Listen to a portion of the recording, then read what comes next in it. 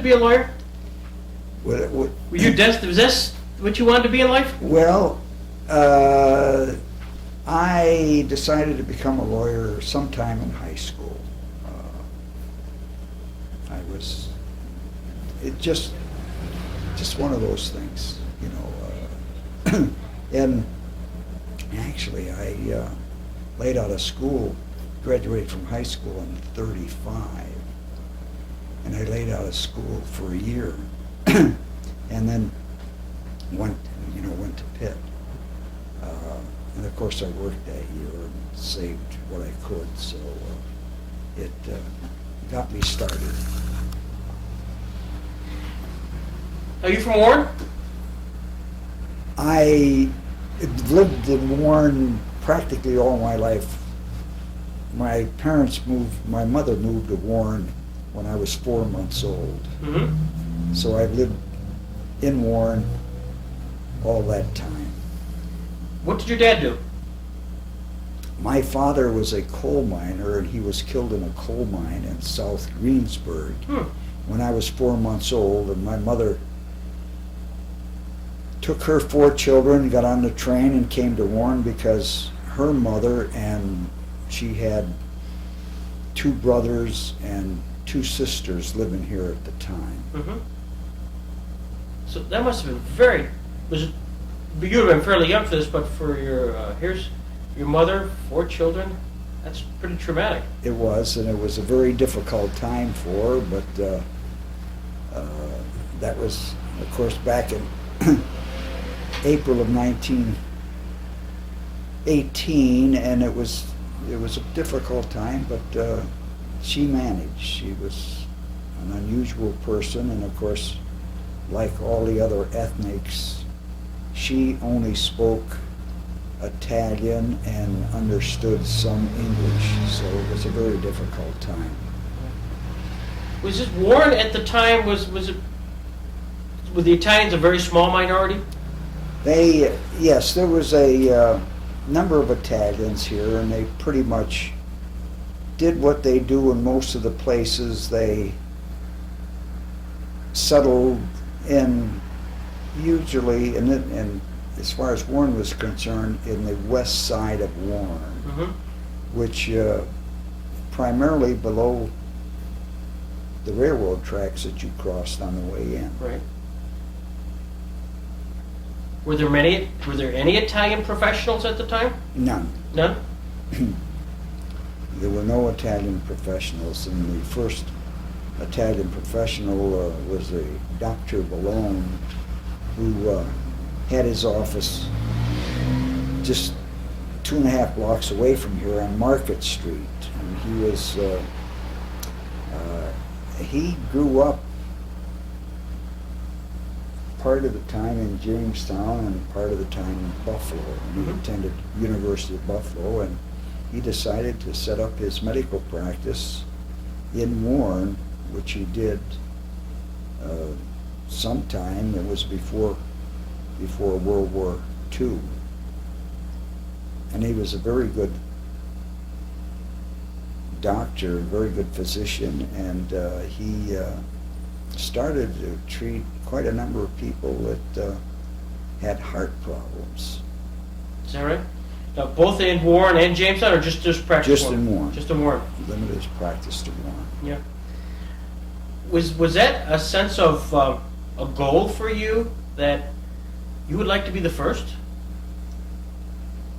Well, to some extent, I realized that there wasn't an Italian attorney, and there had never been an Italian attorney in Warren, Pennsylvania. So when I first went to college and in law school, that was my goal, to return and practice law in Warren.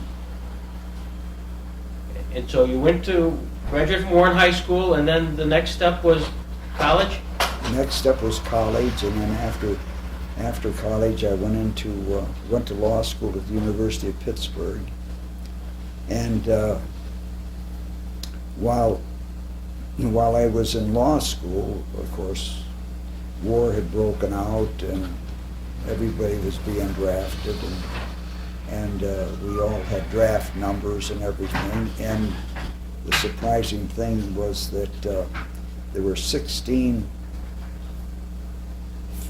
fellas, male members in my particular class, and we were to graduate in February of 1943, but we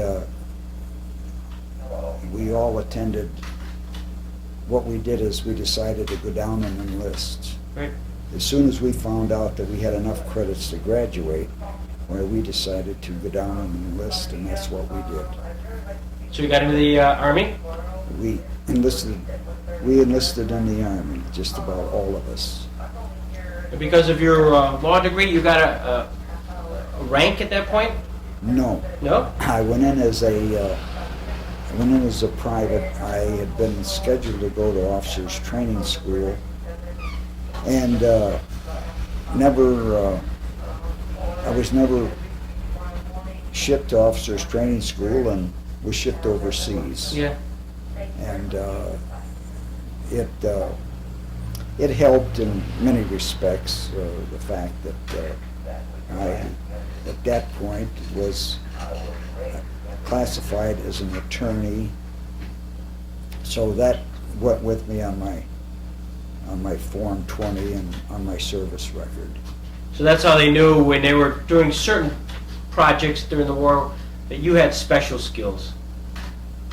Yes, and the most interesting thing, I was in basic training, and we were down south in Virginia, and it was a pretty hot, miserable day, and we were on a 20-mile forced march, and at the end of 12 miles, a Jeep comes up the road and was looking for a Private Bonavita, and I wondered, what in the heaven's going on now?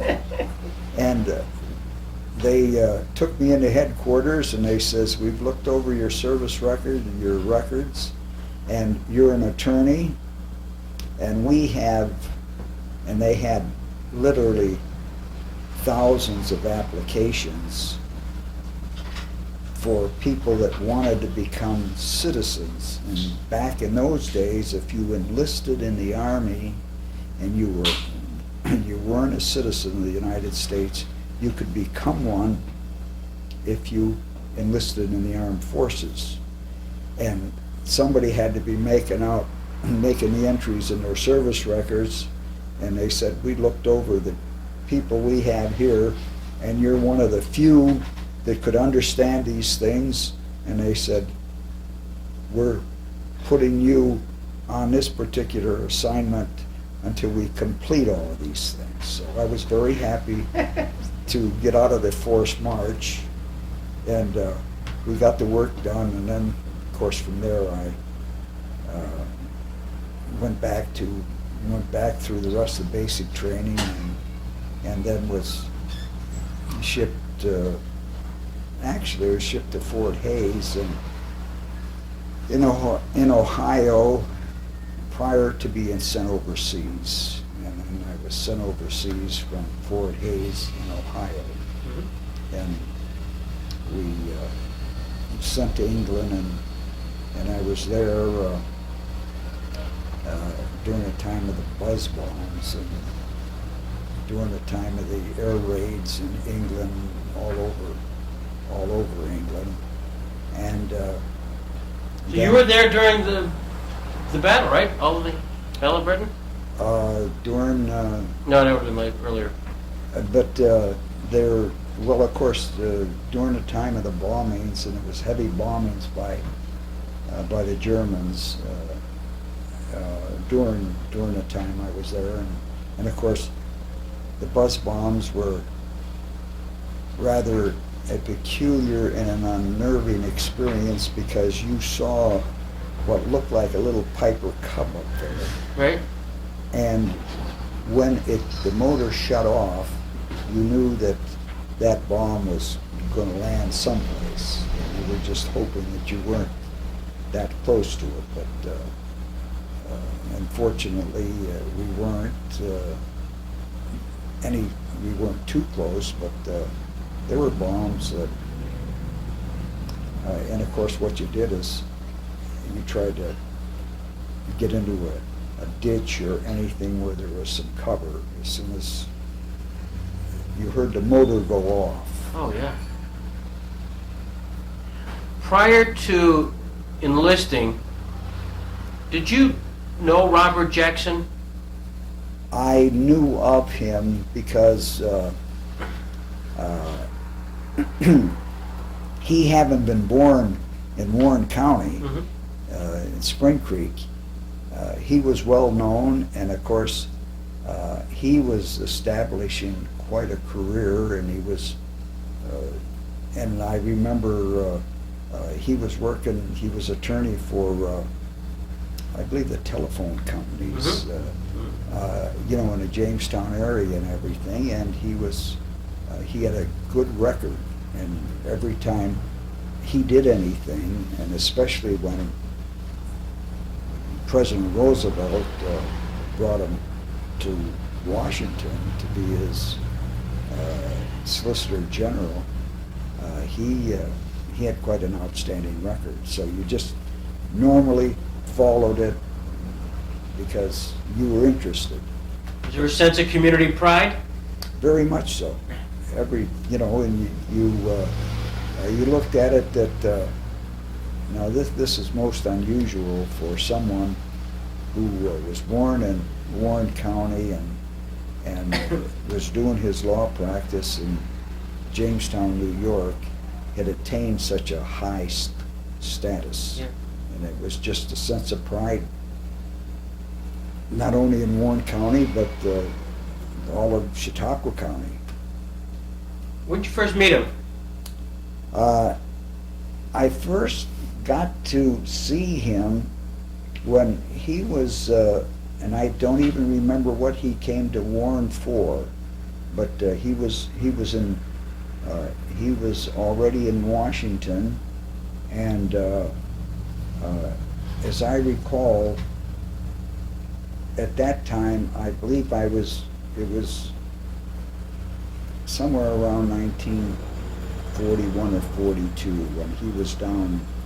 He came to Warren for some occasion, and that was when I first met him, and of course, you know, it was a sense of pride to be meeting someone who had attained such a high position, and here he was back in our area just to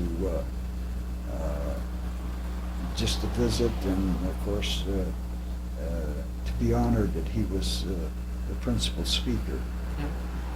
Your paths crossed again in Germany. Yes, and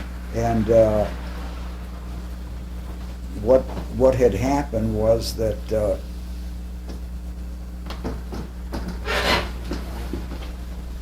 I see. Next. Just gonna take a look. I see. Just to give a little notice. Is that okay? Sorry. no, that's all right. Our paths crossed again in Germany at the end of the war. Had ended, and of course the Nuremberg trial team had been appointed, and of course he had been appointed as chief prosecutor, and he was sent over there. And at the time, before he arrived, they had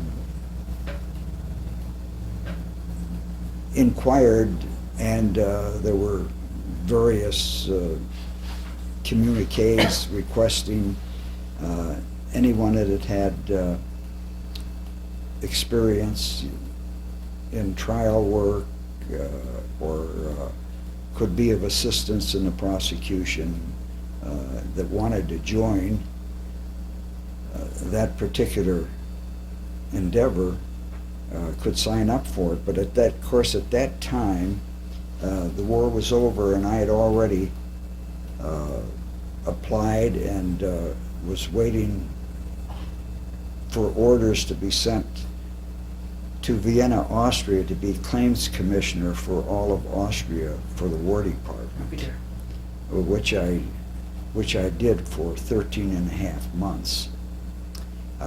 But at the time when our paths crossed again, I had been ordered to go into Nuremberg because the group that was in effect headed by Jackson, they naturally, we have to remember that it was the end of the war. They were conquering heroes, and unfortunately, in many instances, they acted that way. Mm-hmm. And there was certain acts of depredation and that type of thing. And of course, there were all kinds of motor vehicle accidents and incidents. And in most cases, in most instances, what happened was that when I say we, I mean the American Armed Forces were at fault. Like, there'd be a traffic accident between Strassenbahn, the streetcars, and our people, and what had happened was that they didn't even bother to file any reports or anything else. And it was a position of the United States, properly so, that we had to start conducting ourselves properly and be responsible for our actions, whatever they may be. So, there was instances where in some places there were, in the course of a month, there would be up to 200 traffic accidents between the United States Army vehicles and streetcars. This was, you can't say they couldn't see the streetcars because they were on the tracks. And of course, unfortunately, no one was doing anything about that. And then I think a lot of these things got into Eisenhower's headquarters, naturally, who said, take care of them, process them, and anything that was our fault, we will take care of it. And of course, this is the next thing I knew, this is what I was ordered to do, was to investigate these various things, get statements, and do the same type of work that a good claims adjuster does in this country at the present time. So do you have access to the checkbook? this is what we had to do was it was a very simple process. I would process them, write the things up, and if there was an award to be made, I made the award and I awarded it. And then, of course, that award went into the finance department, and of course, they paid it. But you got to remember, they were paying the things in German marks at the time, which in effect didn't really cost us anything, But it was a surprising thing and an amazing thing that the Germans had difficulty in understanding, because they realized that they were the defeated foe, and yet here the United States was being fair enough to investigate these things that happened, and they were making an award. So it was an unusual situation for them, and of course it was quite a learning process for them. While the trial was on, did you get a pulse of the German people that they thought this was a fair trial, similar to what you were just talking about, that here you are running around making claims and processing claims on their behalf? viewed it with mixed emotions. You must remember Germany had been defeated, so they didn't think too highly of any of their leaders at that time. In fact, there was kind of a standing joke amongst everybody around Nuremberg that there's a quick way to handle this, is just turn all of these people over to the Germans. Yeah. And what they would have done is they would have found them guilty immediately. There wouldn't have been any long drawn out trial or anything like that. And they would have hung them. Yeah. They would have hung every one of them. Yeah. This was their type of thinking, and of course we have to remember that it was a militaristic approach Mhm. that they were using, and our government, with people like Justice Jackson, who were in charge of disseminating our approach, decided that we were going to do it in a way that was going to be as fair as could be under the circumstances. Yes. And of course, they did find a few people, they just sentenced them to prison, sentenced them to jail, and they were held there in, I think it was Spandau Prison, whereas a number of them were found guilty, and of course, they were sentenced to death. So it was an unusual time, unusual circumstances, and also the thought hit many of us that at the time that these people were committing some of these so-called crimes, they were part of the German military machine, and in times of war, you know, our country was, I think, maybe not the first that said my country right or wrong, no matter what it was. You took orders, you did what you had to do. Because some of the crimes that they were accused of doing, I'm not talking about the ones that were running the concentration camps, but I'm talking about their leaders, and they're the ones that were being tried. Sure, there were a lot of things being done. Who put those things in motion were, to this day, we don't really know. Sure. But whether or not at the time that they were ordering certain things done, we can't be absolutely sure that they knew that it was a crime, they realized it was a crime, and yet they acted the way they did. Mm-hmm. Because the Germans were the greatest keepers of records and everything else. They were meticulous. Some of the things that we came up with, it was just amazing. You know, they knew where everything was, what everything, who did what, and when they did it, and it was really, in many instances, difficult. Even to the leaders were charged, but Jackson, I know, had difficulty in trying to come up with a conclusion that yes, they are guilty and we have to charge them and prosecute them. That what they did was wrong, even though some of them were just following orders. Yeah. During the course of the war, everybody was following orders.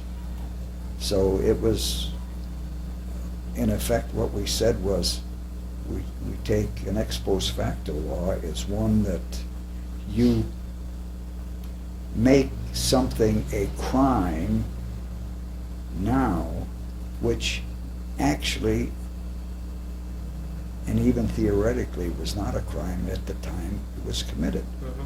which was a few years. We got to remember that 1939 is when the war broke out, and this was 1945. So quite a few few years that things happened. And it's hard for us as Americans to realize that this is what was going on and this is what happened. It was an unusual sight and really one that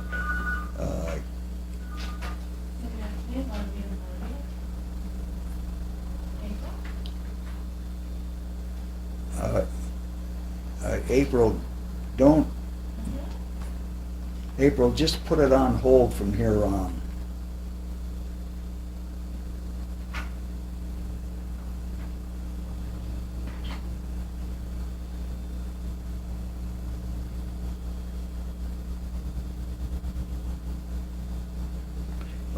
Let's go back to,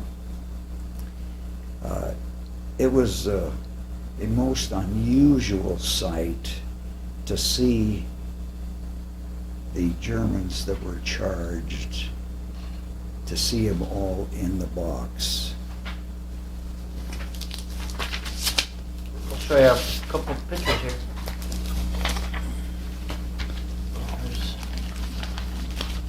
You saw something that very few people saw, and here's Yes. the balance of defendant. I was to continue on what I was saying. It was a most unusual situation to view all of these various people that you had been reading about, thinking about, and there they were all together as a group and being tried as a group. The photo here at the left of actual people in the concentration camps, just let me digress a minute. I visited Dachau and one other camp, and it was really something to see all these people. Their bodies were emaciated. They were just skin and bones, and they were even too sick to move, and they kept them, you had to keep them in the concentration camp where they were. And the two that I visited a number of times was Dachau and Buchenwald. Both of them were famous, and rather infamous, and it was a really a mind-shattering experience to see the ovens and everything that was to move them out as fast as they could, because they had to completely check them. They had to take tests to find out what disabilities they had at the time before they could move them to a regular army hospital or a place where they could start treating them and doing something about them. But the sight of all of these infamous criminals who had been through the war to be sitting there and being tried, and of course being tried pretty much under international law, but we had a definite part in that, and Justice Jackson and his crew of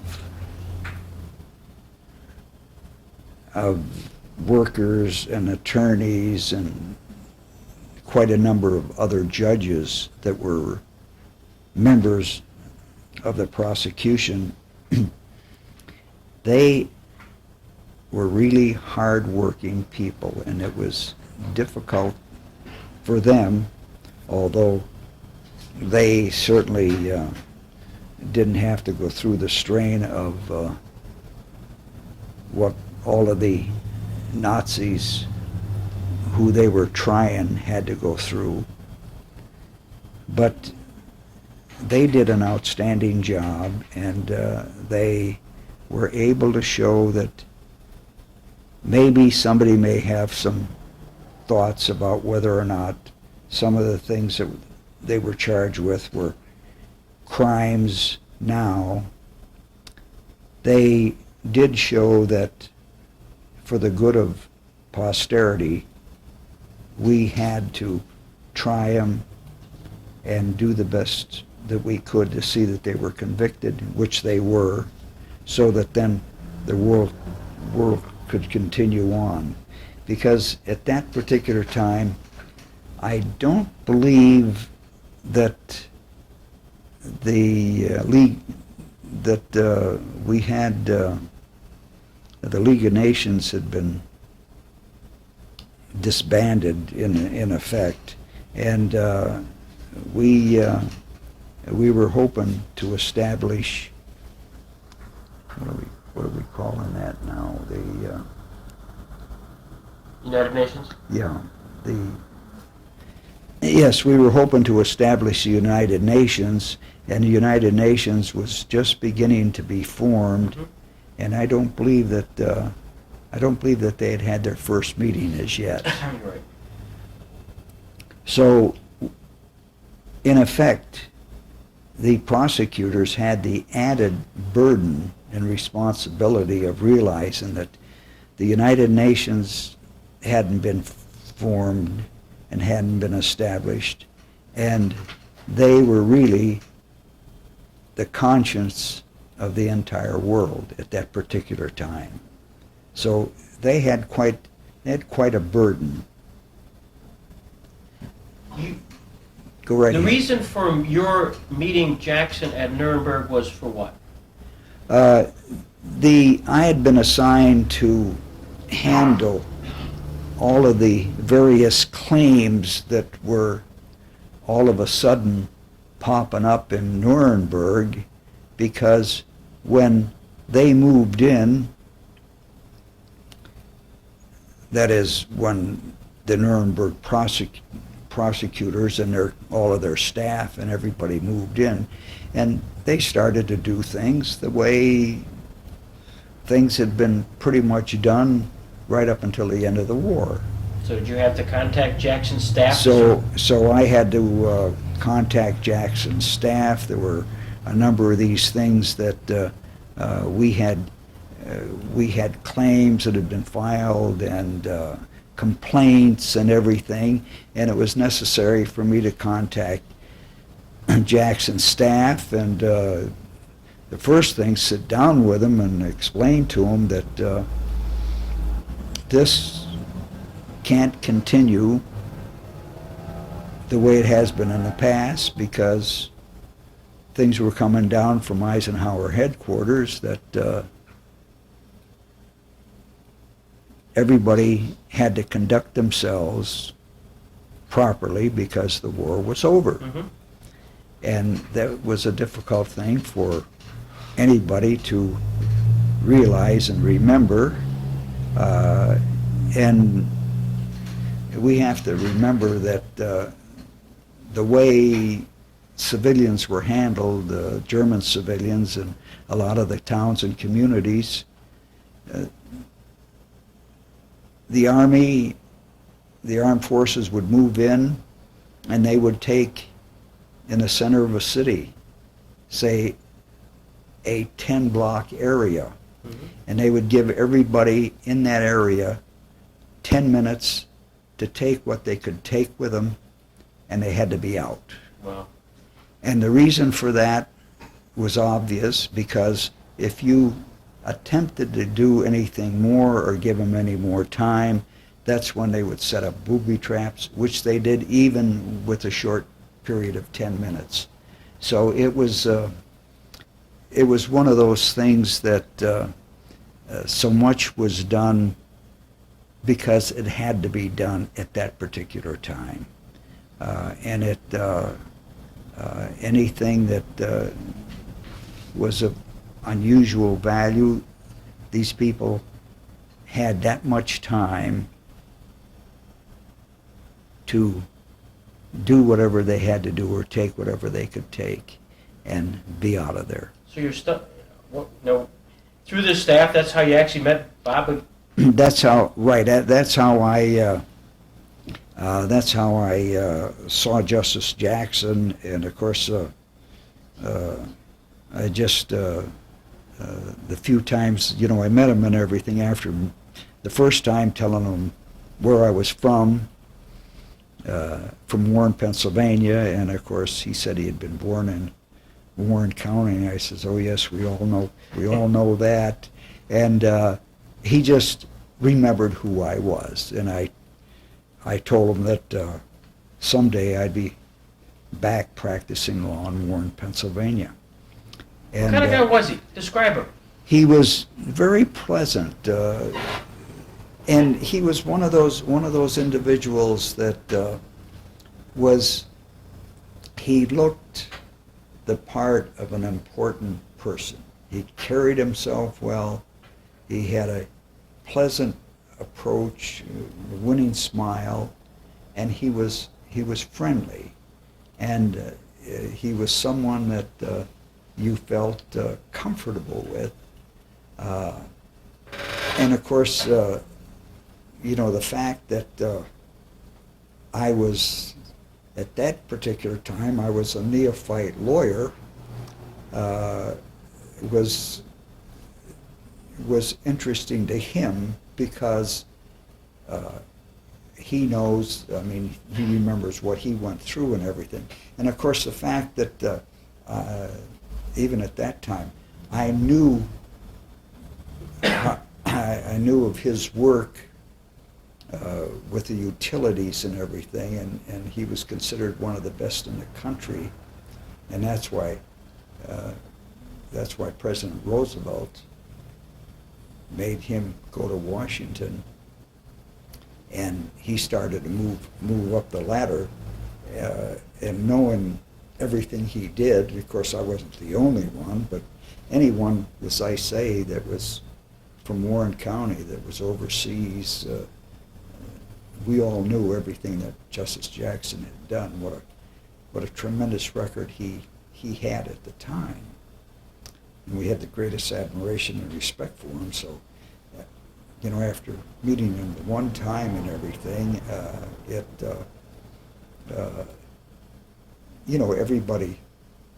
everybody knew each other, and of course, we were all, in effective service at the time, so you were saluting any senior officer or anybody. This was the type of thing that... Did you salute him? No, because he had, they were all civilians, so that it wasn't necessary to salute him. And he was wearing, usually, he was wearing what we called civilian clothes, clothes that were comfortable. In fact, some of the pictures, would show that they wore civilian clothes. Although he wore a when he was during the course of the trial, he was wearing a judge's robe. What was he? Yeah, which was the proper thing. So, and with of course Bob Swanson, I had known Bob Swanson from grade school. Probably from the time he was in second or third grade. And we grew up together in the West Side, and so. And everything was really somewhat informal from the standpoint that if you knew somebody or you ran into somebody that you knew that was from your hometown or whatever, it was like you were long lost brothers. You know, this was the way it was. You know, with Bob. So. So was it a chance encounter? Yes, it was really a chance encounter because you know, I happened to see, well, as you're walking along and you see a group of fellas that are just like you see in this picture that are looking over, you know, they're all dressed up in uniform, they're on guard duty and everything, and he was on duty, and, you know, you look at somebody and, hey, I know him. That's Bob Swanson. You know, that's a type of thing, and I just happened to be at the time with Justice Jackson. I can't even remember what we were talking about, you know, and we were chatting about Warren County and Jamestown, you know, at the particular time, and that's when we ran into Bob, and I just introduced him. Yeah. But you know, it's just like really. And Jackson, he didn't put on any airs or anything. He was friendly as could be, just like running into somebody the same as the way we're sitting here at the present time. Yeah. You know, it was just, you know, one of those things. You know, here's Justice Jackson, and of course, he knew who Justice Jackson was, of course. Sure. So it was just a friendly introduction, and then we just kept going on our way, and he had to I'd forgotten where he was going, back to his office, and I was going over to see some of the people that were in his various offices. So it was just a pleasant gathering, and of course one of those unforgettable things that you run into from time to time. Sure.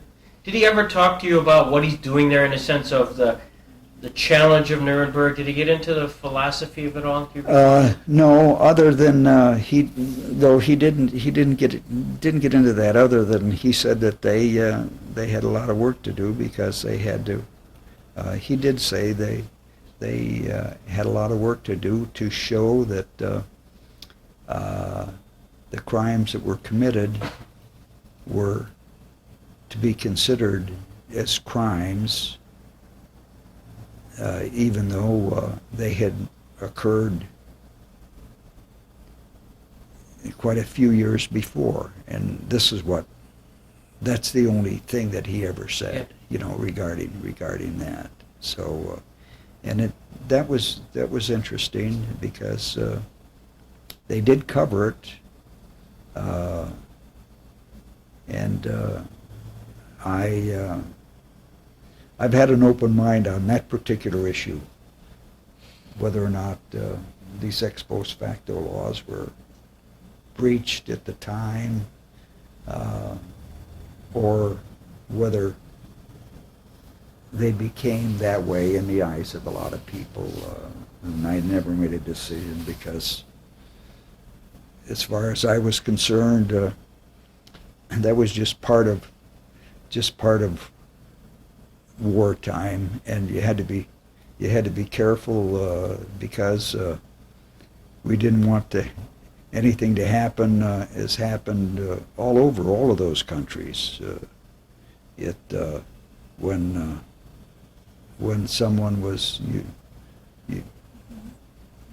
turned over to the various citizens, a lot of instances they just took them out and shot them. Yeah. They didn't even pay any attention to it, and of course, just by way of example, what the Italians did to Mussolini when they caught him in Milano, Italy, and of course the Germans were hiding him at the time and everything, but the Italians managed to knew he was being kept and everything, and they captured him, and they captured his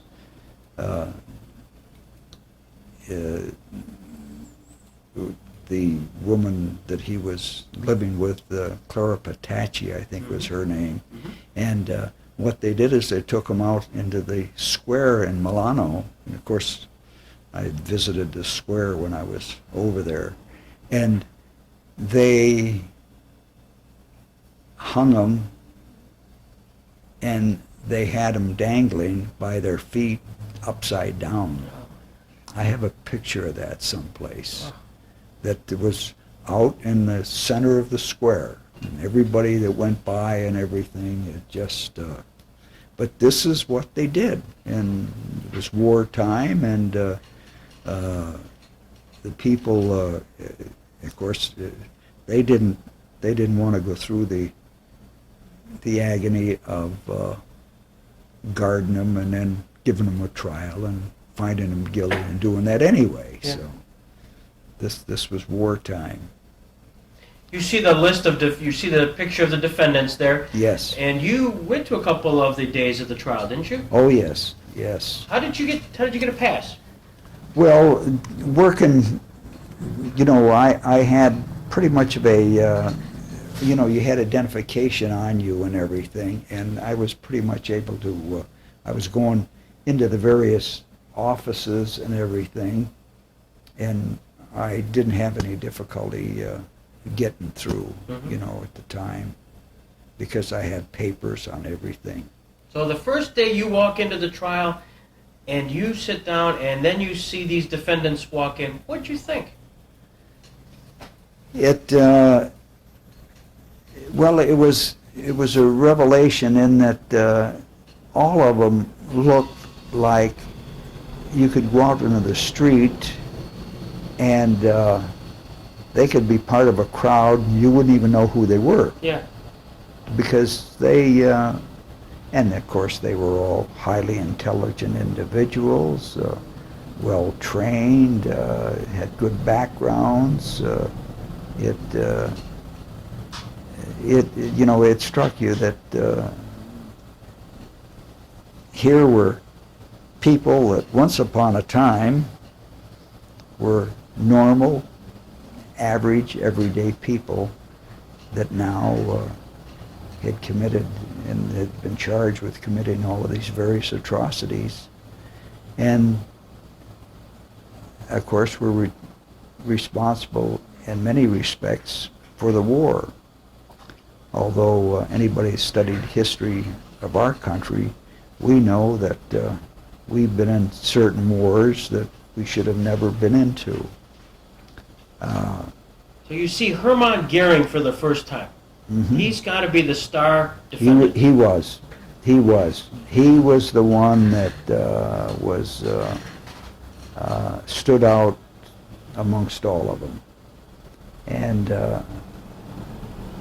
he was shrewd, brilliant, and of course the way he committed suicide was right under everybody's nose. Yeah. Just unbelievable that he could do that, because they were checking him so closely, watching him night and day, and yet he managed to secret that those pills, poisonous, that did him in without anybody knowing what he was doing.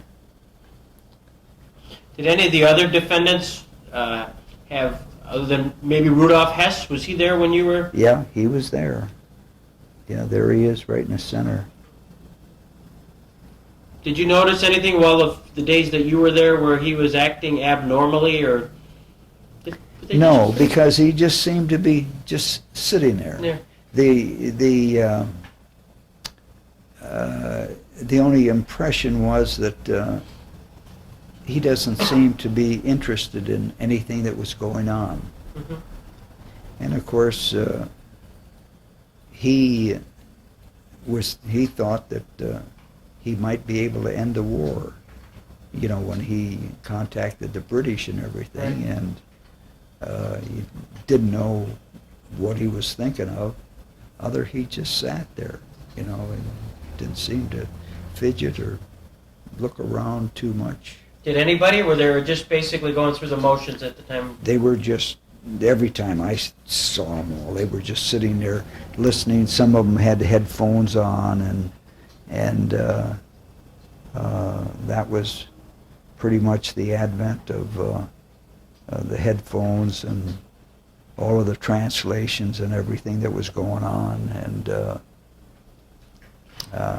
I don't know too much about how they did that, but this was one of the first times. And of course the reason before this anybody had been tried, it was just one person tried at a time. But here they just threw all of them together. And that was the most unusual thing about all of this.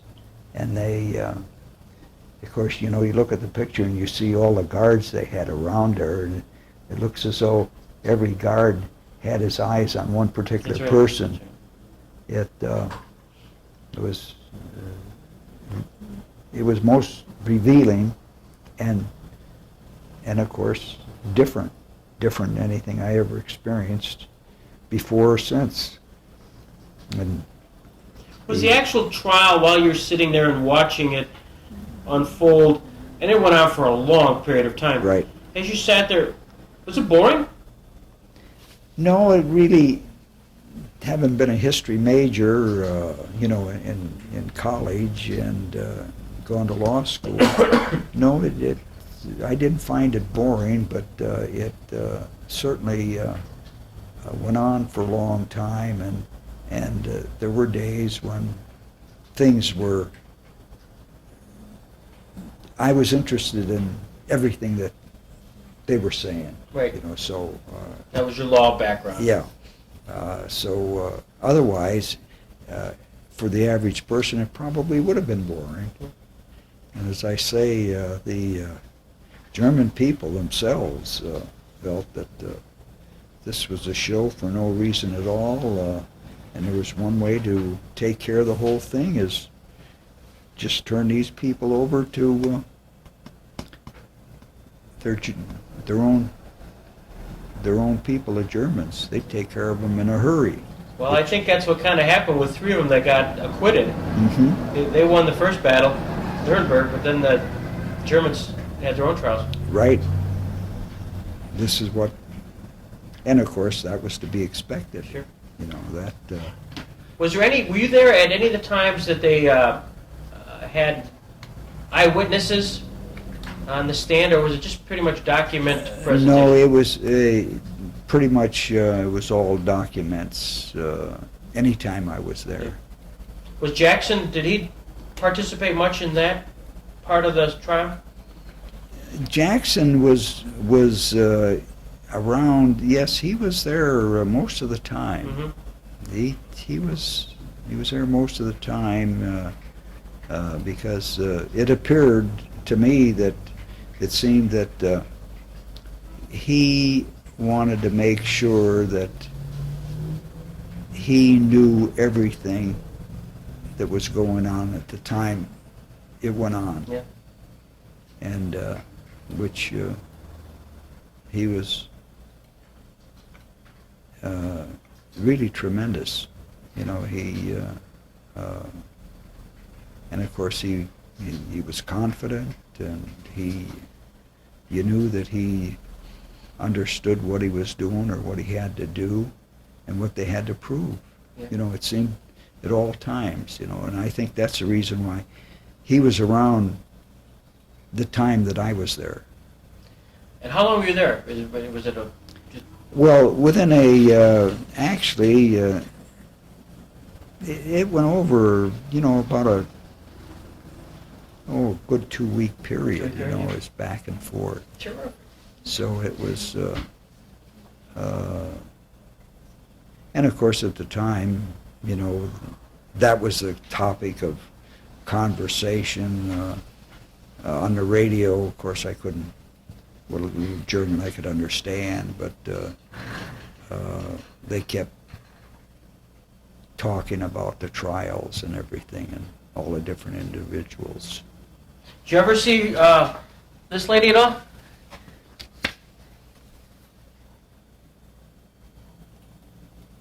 travels over Nuremberg?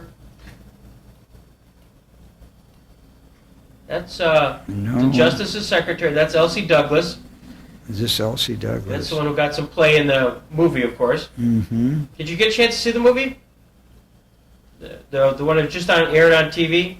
No. No? No, I am anxious to see it.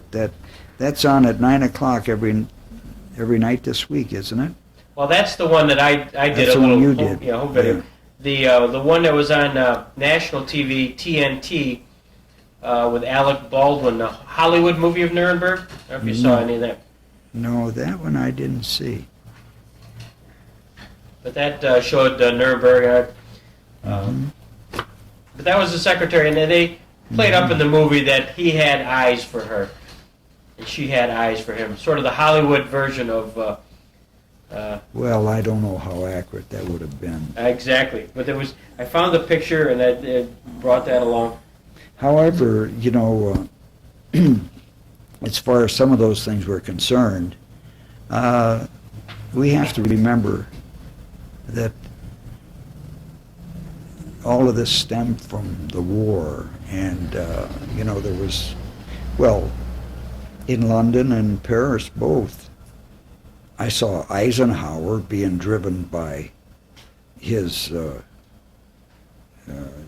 girlfriend all over, and nobody paid any attention to any of that because until the war ended, none of us knew whether or not we were going to come back or who was going to come back. Yeah. And it didn't matter whether you were in the front lines or what you were doing. If you were there, the artillery and bombs go off, and nobody knew. Sure. So you didn't pay that much attention to anything, and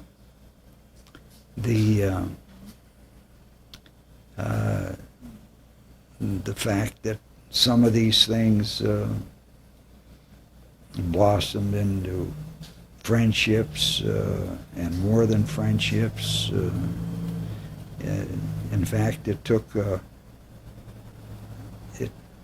Truman and a number of other people that had to, in effect, raise hell with Eisenhower because he had been intent on divorcing his wife Mamie and marrying the girl that was his chauffeur. Yeah. Exactly.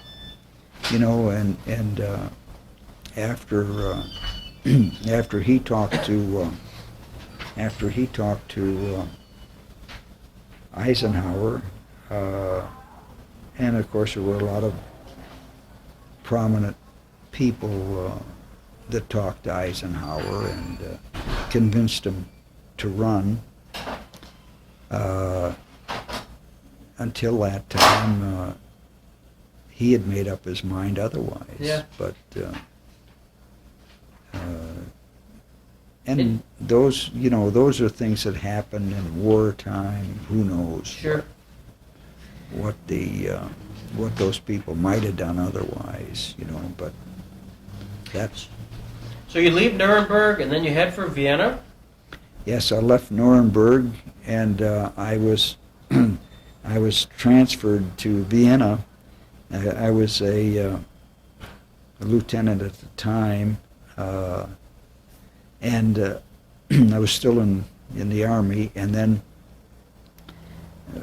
when I got to Vienna, I was discharged. I don't know, I think it took a month for the papers to get through because we were surrounded. At that time, there was one sector of Vienna was the American sector, and there was the American sector, the English sector, the French sector, that were divided. There were four actually in the United States had a sector. And completely surrounding Vienna, of course, from Linz, Austria, which was maybe about 100 miles from Vienna. That was the Russian area. And we patrolled our own particular American sector, but you didn't dare, and you could go into the French sector and the British sector, but you didn't dare go into the Russian sector because you didn't know what was going to happen to you. Yeah. So that was, it was one of those unusual situations, but that was just the way it was, and that's the way you lived. Sure. You know, you had to be very careful that you didn't get lost or go someplace you shouldn't have gone, because you couldn't, you had, if you were in the Russian sector, and of course, at that time, when I was in Vienna, Marshal Zhukov, Yes. who was considered, as he came out of the war, as about the most popular Russian general. Mm-hmm. He was sent to be in charge of the Soviet forces in that particular sector. And the actual story behind it is that Stalin did not want him in Moscow because he was so popular. Okay. And we saw him on many occasions because, you know, they'd have regular meetings in headquarters of, you know, all of the commanders. Mm-hmm. And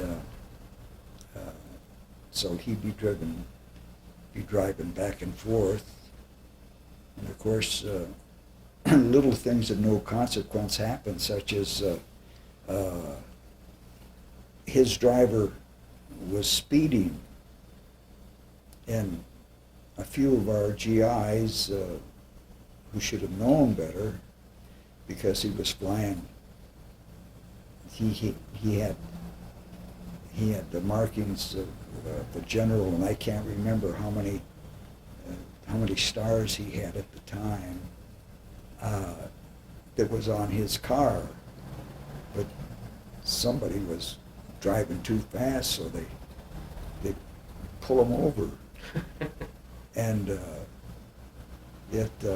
fortunately, when they realized who it was, they just told him that, to go on. But he told his driver to make sure he didn't speed after. Really? After that. He was in the American sector. Yep. Because they were going to a meeting and going back. Little things happen like that every once in a while, and some of those things. Another incident that happened, not quite similar, but somewhat. There was at Linz, Austria, any trains that went from Vienna to Linz going west. At Linz, they were stopping because from there on the rest of Austria was under the jurisdiction of the United States. And there was a team of Russians, about 4 of them, that were going to a camp where there was a number of Russians that had been put there, of course, during the course of the war, and they, were liberated. And they were going in to talk to him and make arrangements for those people to go back to Russia. And at the command post, the fellows that were on duty there, actually they were military police, they looked over their papers and everything, and they decided that they didn't check all of the papers they should have, or they didn't have all of the papers they should have. So what they did was they called the next place where this train had to stop. And this was the same track and everything that the Orient Express used to take. And they said that they had checked the papers, this repatriation group, but they didn't have all the papers that were necessary. So the guards at the next post, when they stopped the train, they found these Russians, they took them off the train and said, you have to stay here with us. And they were yelling and screaming in Russian and everything, and the guards didn't know any Russian, didn't have anybody that at that particular point could speak to them, and they decided their orders were to take these guys off the train and hold them until all of their papers are checked.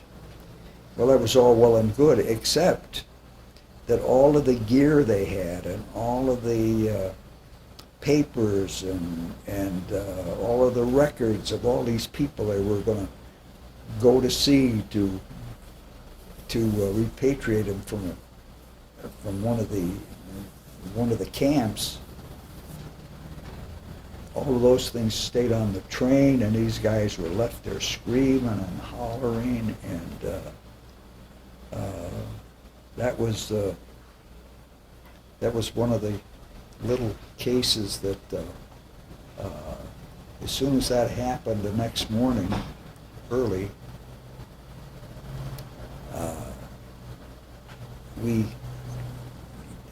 our headquarters got a call, and the commanding general got a hold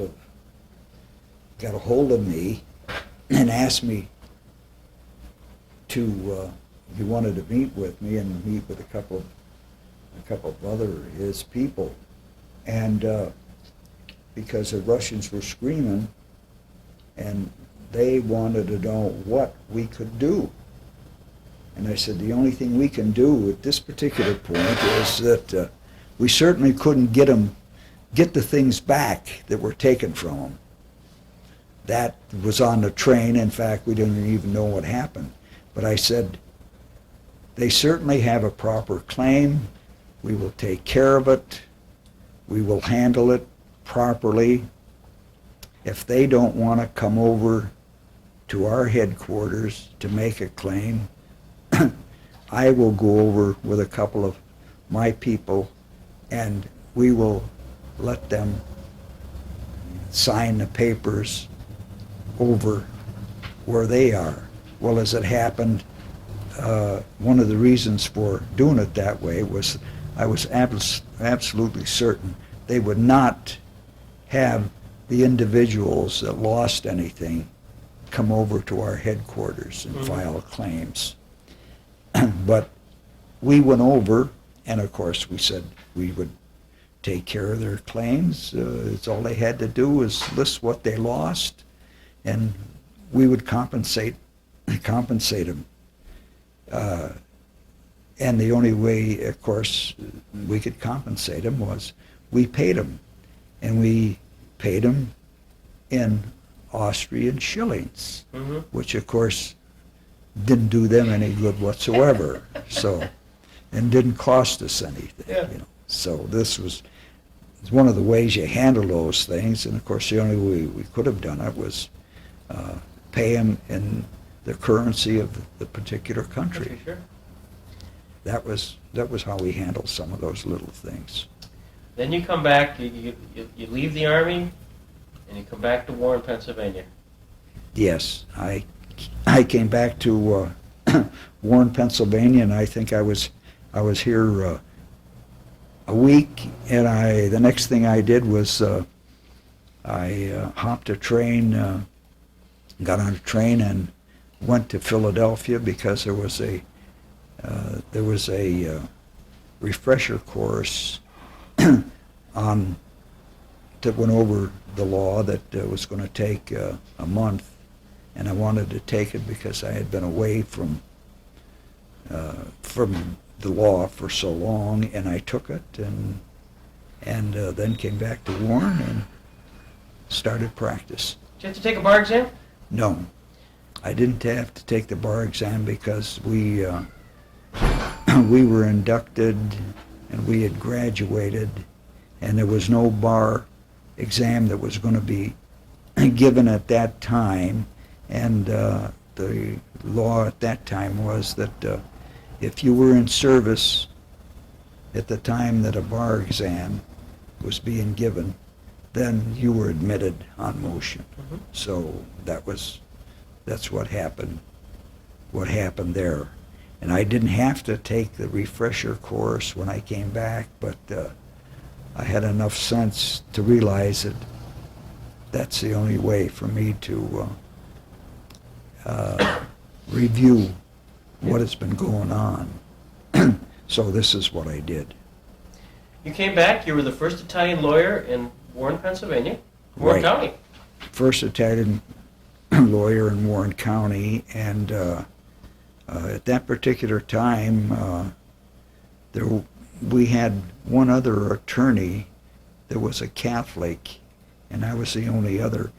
The other attorney that was a Catholic was John L. Blair, Sr., who founded New Process and Blair Company. Mm-hmm. He was the original. And he wasn't practicing any law, or hadn't been practicing any law since, I think, 1922 or something like that. Mm-hmm.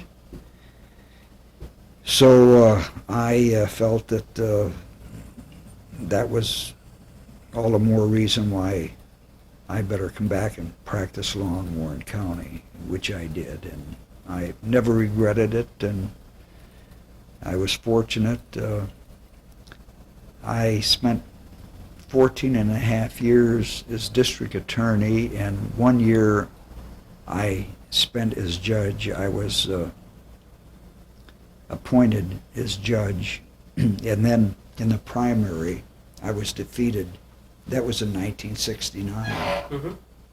And I took the attitude that the voters of Warren County wanted to return me to private practice instead of being judge. There you go. So that was the approach I used.